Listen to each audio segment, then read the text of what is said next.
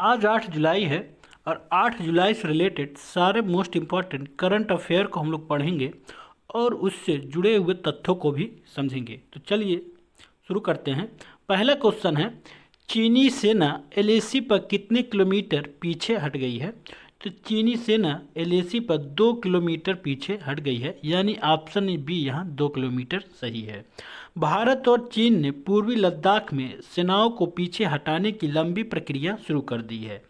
5 जुलाई को राष्ट्रीय सुरक्षा सलाहकार अजीत डोभाल और चीन के विदेश मंत्री वांग यी के बीच फोन पर बातचीत के दौरान यह कदम उठाया गया है।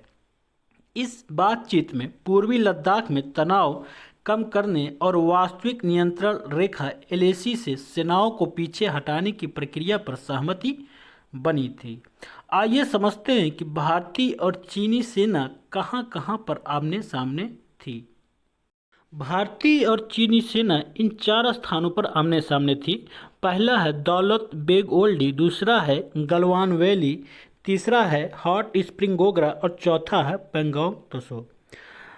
बता दें कि गलवान वैली में ही गलवान घाटी, गलवान नदी के पास भारतीय वीर 20 जवान शहीद हो गए थे। ये वही वैली, ये वही स्थान है जहाँ पर भारतीय 20 जवान शहीद हुए थे। गलवान वैली इसलिए भी महत्वपूर्ण है क्योंकि गलवान वैली से ही आगे जो है दौलत बेग ओल्डी के लिए रास्ता जाता है और गलवान वैली से ही 1962 भारत और चाइना युद्ध में गलवान वैली से भारतीय सेना ने मुंहतोड़ जवाब दिया था चाइनीज सैनिकों को। हॉट स्प्रिंग गोगरा ये यहाँ पर स्थित है और पेंगोंग त्सो झील भी यहीं पर स्थित है। इन तीनों स्थानों से चीनी सेना जो अपना टेंट लगाई थी वो अब अपने इलाके में चले गए हैं। मतलब ये जो रेड वाली लाइन आप देख रहे हैं ये एलएसी है, एक्चुअल लाइन ऑफ कंट्रोल। चीनी सेना जो है इस लाइन को पार करके भारतीय सीमा में आ गए थे, लेकिन अब जो है वो वापस चीनी सीमा में चले गए हैं।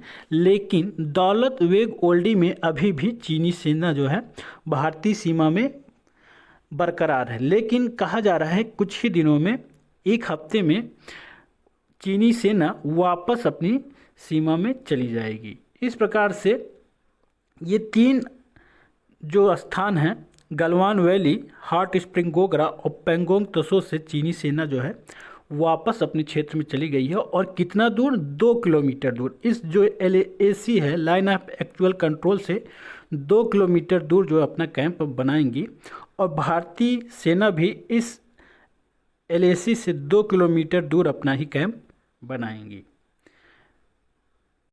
नेक्स्ट क्वेश्चन है, भारत और किस देश के बीच शैक्षिक अवसंरचना के विकास के लिए 5 समझौते पर हस्ताक्षर किए गए हैं? तो अफगानिस्तान के बीच जो है 5 समझौते पर हस्ताक्षर किए गए हैं, यानी ऑप्शन ए यहाँ पर सही है। अफगानिस्तान की राजधानी शहर काबुल में 5 जुलाई को 5 समझौते पर हस्ताक्षर किए गए। यह समझौता उच्च प्रभाव सामुदायिक विकास परियोजनाओं कार्यक्रम के तहत किए गए। यह 5 समझौते भारत सरकार, अफगानिस्तान के अर्थव्यवस्था मंत्रालय और अफगानिस्तान के शिक्षा मंत्रालय द्वारा किया गया है। इन 5 समझौतों का मूल्य 2.6 मिलियन है। इन फंड्स का उपयोग अफगानिस्तान के 5 प्रांतों में शैक्षिक बुनियादी ढांचे के विकास के लिए किया जाएगा। नेक्स्ट क्वेश्चन है, किस देश ने भारत द्वारा निर्मित संस्कृत विद्यालय का उद्घाटन किया है? तो नेपाल ने जो है संस्कृत विद्यालय का उद्घाटन किया है, यानी यहाँ पर ऑप्शन बी सही है। पूर्वी नेपाल के प्रांत 1 के झलम जिले में संस्कृत विद्यालय का उद्घाटन किया गया है। इस विद्यालय का नाम श्री सप्तमी गुरुकुल संस्कृत विद्यालय है। श्री सप्तमी गुरुकुल संस्कृत विद्यालय का निर्माण नेपाल भारत मैत्री विकास भागीदारी के तहत किया गया है। इस संस्कृत विद्यालय के निर्माण की लागत लगभग 31.13 मिलियन नेपाली रुपया है। नेक्स्ट क्वेश्चन है, अंतर्राष्ट्रीय वित्तीय सेवा प्राधिकरण IFSCA के पहले चेयरमैन के रूप में किसे नियुक्त किया गया है?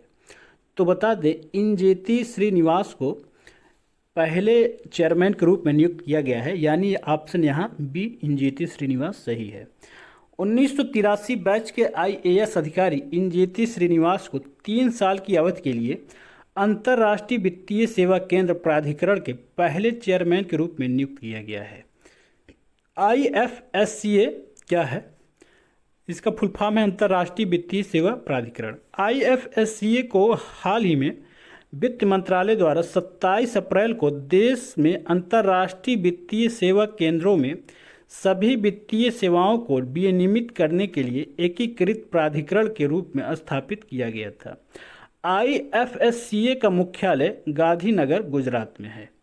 नेक्स्ट क्वेश्चन है, किस मंत्रालय ने विश्वविद्यालयों और शिक्षण संस्थानों की परीक्षाएं आयोजित करने की अनुमति दे दी है? तो गृह मंत्रालय ने सभी विश्वविद्यालयों और शिक्षण संस्थानों को परीक्षाएं आयोजित कराने की अनुमति दे दी है, यानी यहाँ पर ऑप्शन ए सही है। गृह मंत्रालय ने विश्वविद्यालयों और शिक्षण संस्थानों की परीक्षाएं आयोजित करने की अनुमति दे दी है। उच्च शिक्षा सचिवों को लिखे पत्र में कहा गया है कि अंतिम सत्र की परीक्षाएं विश्वविद्यालय अनुदान आयोग के दिशा निर्देशों के अनुसार संचालित की जानी चाहिए। ये परीक्षाएं केंद्रीय स्वास्थ्य और परिवार कल्याण मंत्रालय द्वारा अनुमोदित मानक संचालन प्रक्रिया और विश्वविद्यालय के शैक्षिक वर्ष के अनुरूप होगी।